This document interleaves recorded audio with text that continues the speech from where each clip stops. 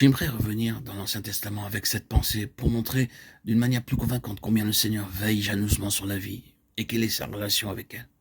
Il est nécessaire de revenir au tout début de la Bible, où vous trouverez qu'immédiatement il y a eu cette désobéissance initiale par laquelle le péché est entré et l'homme est tombé de sa position privilégiée en relation avec Dieu. Et dès qu'il est sorti de l'état pour lequel Dieu l'avait créé, la question de l'arbre de vie arrive.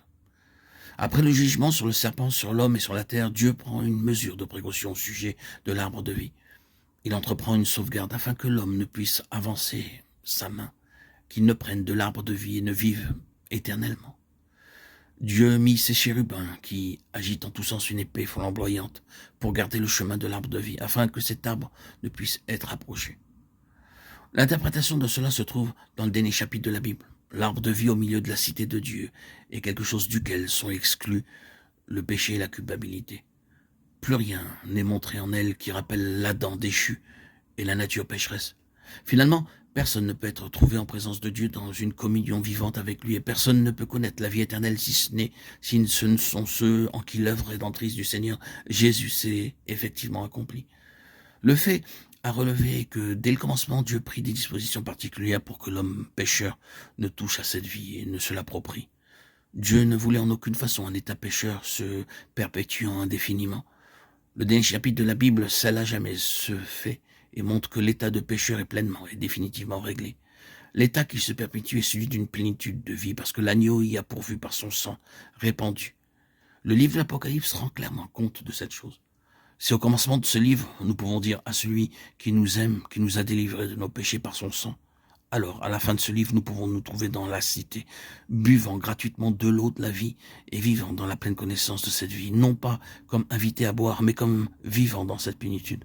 Parce que je présume que l'épouse qui dit viens n'est autre que ceux qui sont invités à venir. Ainsi, nous voyons tout au début l'attitude jalouse et inflexible de Dieu et sa sauvegarde en relation avec la vie. Il est précieux de noter qu'il suspend la possession possible de cette vie jusqu'à ce que l'œuvre puissante de la croix ait traité entièrement cet état, qui, s'il avait pu continuer, aurait perpétré un monde perdu, aurait perpétué un monde en dehors de l'intention divine. Le prochain pas dans le dévoilement de l'attitude de Dieu envers la vie est montré dans ses entretiens avec Caïn. Lorsque Caïn tua son frère Abel, aussitôt Dieu apparaît sur la scène. Il n'y a pas de délai d'intervention, ce fut comme si Dieu se précipitait dans la situation. Il y a ici quelque chose qui le concerne au plus haut point. Dès que Caïn versa le sang de son frère, et que ce sang encore chaud coulait dans le sol, Dieu intervint. « Où est ton frère Abel ?» Il répondit « Je ne sais pas, suis-je le gardien de mon frère ?» Et Dieu dit « Qu'as-tu fait ? La voix du sang de ton frère crie de la terre jusqu'à moi. » Genèse 4, 9, 10. Puis regardons ce que Dieu dit à Caïn. Tandis que celui-ci est maudit, il est aussi marqué. Quiconque le regarde voit qu'il est marqué par Dieu, une flétrissure est sur lui.